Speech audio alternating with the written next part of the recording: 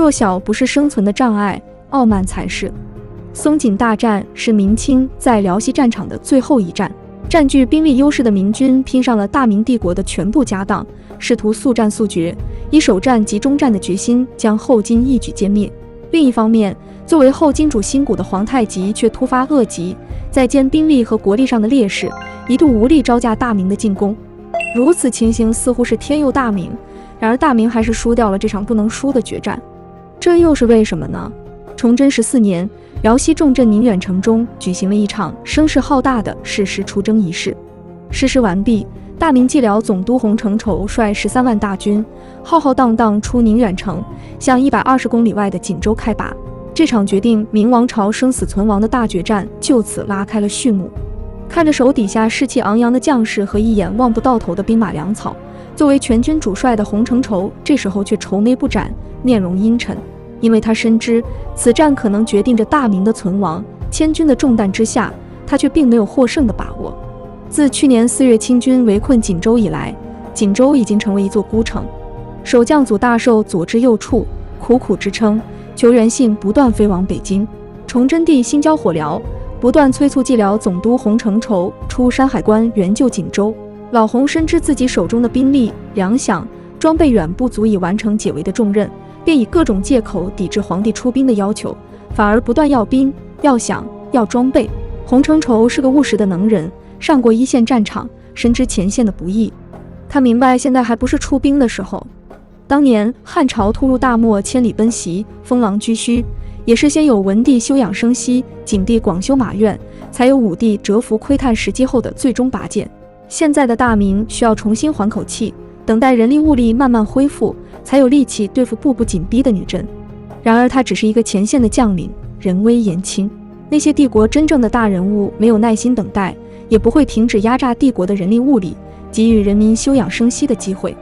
国事糜烂到这个地步，偏偏上层人还在党争倾轧，搜刮敛财，当真是天公不语对哭泣。这样一直拖到了崇祯14年的3月，锦州城内终于发生内乱，驻守锦州外城的蒙古籍士兵发生哗变，向清军投降，锦州外城遂告失守。祖大寿只能坚守在锦州内城里，情况越发困难。崇祯帝感觉不能再任由老洪拖延下去，遂下严旨逼迫老洪率军出关。老洪深知这一战再也躲不过去了，只能硬着头皮出兵援救锦州。出兵归出兵，他却不敢真的赌上手头的全部家当，因为这也是大明朝的最后一副家当。经过反复权衡，洪承畴选择了一个相对稳妥的部署方案，以宁远为后方的依托，大军凭借战车步步为营，稳步向锦州外围逼近，最终压迫锦州外围的清军撤走，以解锦州之围。为了保证后方粮道的安全，老洪把军粮囤积在宁远城中，然后从锦州外围前线到宁远城，沿途100公里的据点上都安排了不少的兵力防守。这些据点彼此之间相距短的只有10几公里，长的也不过20多公里，可以互相支援、互相策应，使清军无法袭击明军粮道。前方作战如果不利，前线的明军也可以依靠这些据点逐次后撤，不至于遭到重大损失。有了稳固的后方，明军自然也就敢于战斗了。从4月25日开始，明军远锦兵团前进到了锦州南郊的乳峰山下，并开始了对乳峰山的攻击。起初，清军凭借乳峰山有利地形，居高临下阻击明军，而明军也不辜负洪承畴2年多来的训练，在炮火掩护下仰攻乳峰山，一直冲上山顶，夺取了2红旗和镶蓝旗的阵地。清军对明军的战斗力和士气大为震惊，连忙用部署在山头的红衣大炮猛轰明军。明军承受着清军炮火的轰击，仍然坚持战斗，直到傍晚时分才撤出战场。此战，洪承畴报告，明军阵亡738人，重伤793人，获取清军首级25个。战果不大，但确实给了清军极大的震撼，也给了明军将士以前所未有的信心。从5月到6月，洪承畴又指挥明军数次进攻乳峰山，清军拼死抵抗。虽然明军始终未能打破锦州的包围圈，但围城的清军承受了不小的伤亡，士气也开始有所下降。而明军每次攻击后，就后撤到杏山、高桥、塔山一线休整补充，然后再换上新锐部队继续作战，形势对锦州外围的清军越发不利。洪承畴感觉到解锦州之围是完全有可能的，他给崇祯上书说，几次小的胜仗下来，我军士气已振，解锦州之围是完全有可能的，只需等待一个合适的时机了。但是不清楚前线状况的崇祯和朝中大臣都无法容忍老洪这样慢慢的磨了，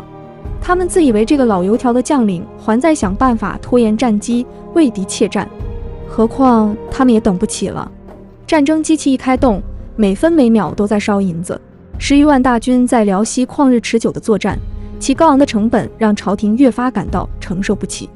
崇祯皇帝于是命令老洪集中全部主力，以最快的速度进行一场决战，彻底打破锦州的包围圈。深谙皇帝心里的兵部尚书陈新甲也给老洪去了一封信，信上措辞严厉，几乎是明着警告洪承畴，再不出兵就是对不起栽培你的皇上和朝廷，对不起天下苍生百姓。可以想见，若老洪还拒绝出兵，等着他的就是革职和弹劾，甚至如袁崇焕一般被凌迟处死。前线的将领最怕这种事，违令就会被处斩，只能硬着头皮执行上司错误的决策。老洪受此刺激，又被崇祯严旨催促，这才终于下决心赌一把大的，集中手头全部13万兵力，一把梭哈。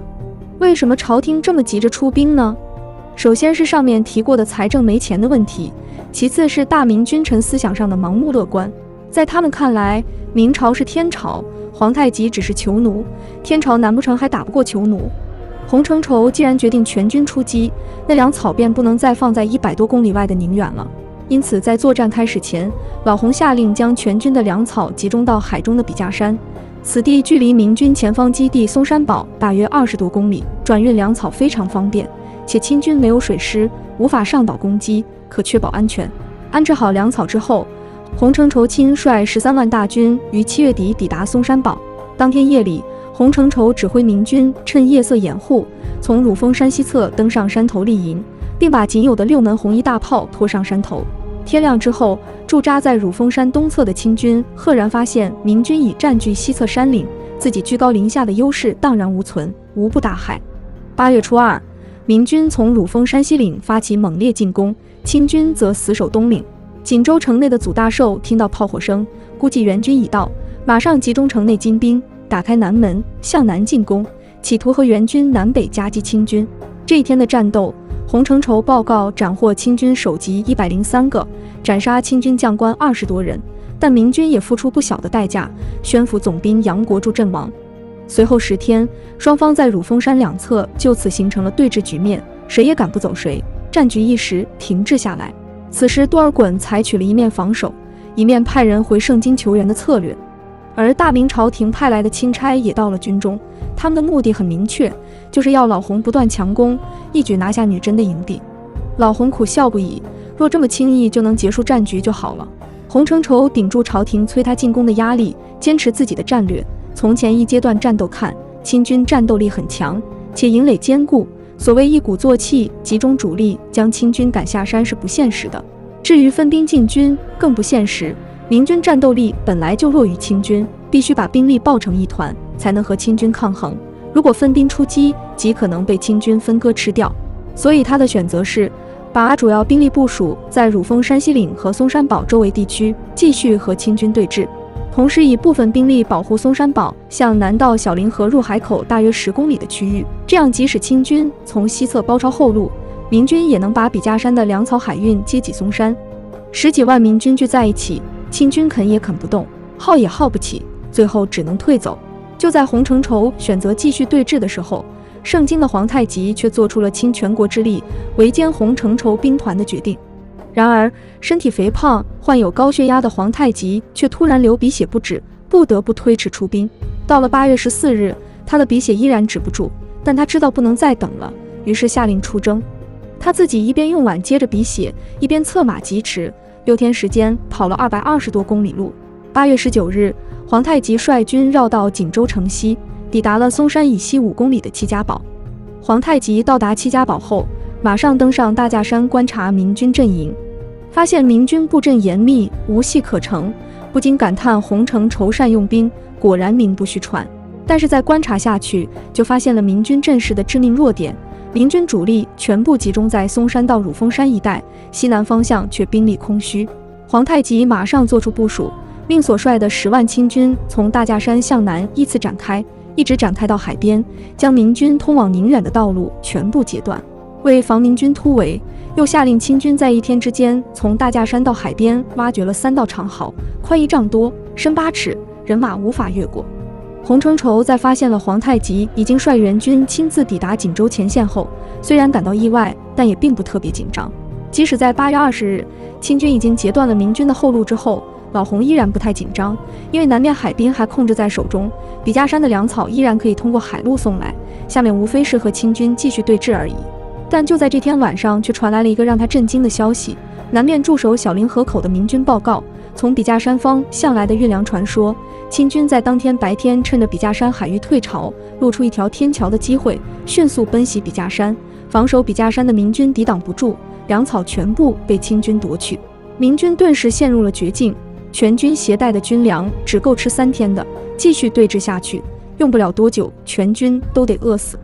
他们别无选择，只能强行突围。8月21日，老洪指挥明军全军出动，拼命冲击清军阵营，企图打通回宁远的退路。皇太极深知成败在此一战，也亲自披甲上阵，指挥清军坚决守住各自营垒，绝不让明军逃过。在这天的战斗中，清军挖掘的3条长壕起了关键作用，大大迟滞了明军进攻的速度。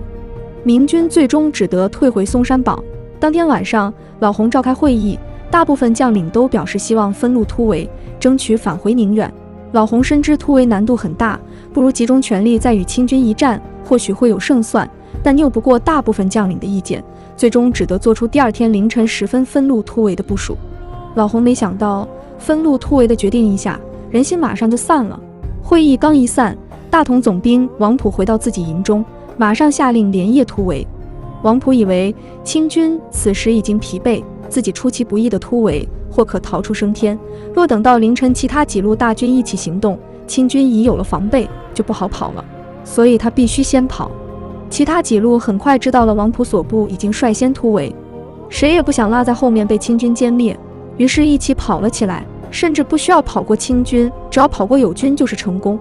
明军几路大军顿时乱成一锅粥。消息传到洪承畴大营时，老洪想控制住各营已不可能了，只能组织自己身边的曹变交、王廷臣2个总兵的部队坚守松山堡，企图吸引和牵制住部分清军，为突围的明军减轻压力。然而他们完全没想到，皇太极已经料到了明军第2天必定要突围，于是分几路进行部署，专门截杀突围的明军。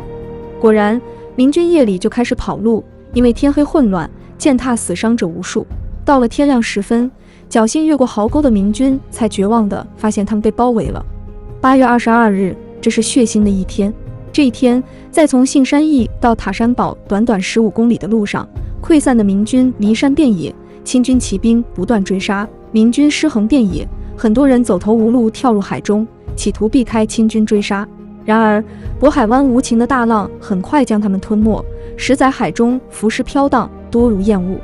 就在这一天，留在松山堡的洪承畴仍然试图发动突袭，他命曹变交率骑兵突然奔袭了戚家堡的皇太极大营。此时，清军主力都已派出截杀明军，皇太极大营兵力比较空虚。曹变交部出其不意的突袭，几乎一直攻入皇太极的大帐。